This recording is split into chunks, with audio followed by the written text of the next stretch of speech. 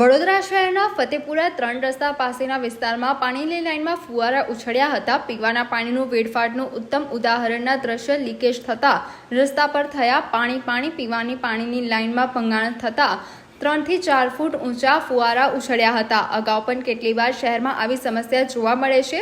પીવાના પાણીના ભંગાણને લઈ વહીવટી તંત્ર પણ ઉછળ્યો સવાલ। ત્યારે આજે વધુ એકવાર ફતેપુરા વિસ્તારમાં પાણીની લાઇનમાં લીકેજ જોવા મળતા સામાજિક કાર્યકરે પાલિકાના અધિકારી તેમજ કોન્ટ્રાક્ટર સામે ગંભીર આક્ષેપો કર્યા હતા। નાગરિકોને પીવાનું ચોખ્ખું પાણી મળતું નથી અને બીજી બાજુ પાણીનો ફેરફાર થઈ રહ્યો છે। પાલિકાના બે જવાબદાર અધિકારી અને કોન્ટ્રાક્ટરને કારણે નાગરિકોને હેરાન પરેશાન થવું પડે છે। જોકે સ્થાનિકે કોઈ જણાવ્યું હતું કે કોઈ પણ દિવસ આવી રીતે પાણીના ફુવારા ઉછાળ્યા નથી। આ જે બન્યું છે એ પહેલી વખત થયું છે। કહેવાય છે કે કોન્ટ્રાક્ટર કામ કર્યું હોય અને એ નિષ્કાળજીને કારણે બનાવ બન્યો હોય તેવું લાગી રહ્યું છે।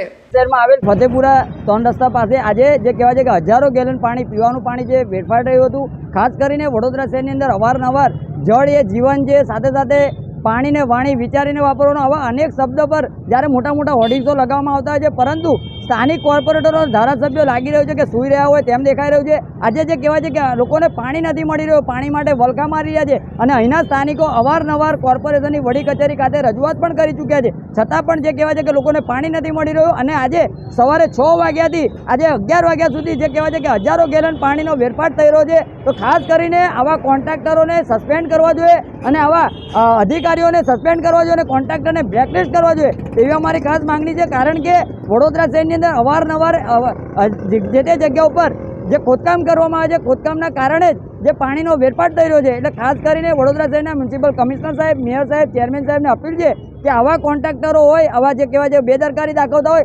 તેઓને તાત્કાલિક ધોરણે બ્લેકલિસ્ટ કરવા જોઈએ તેવી અમારી ખાસ માંગણી।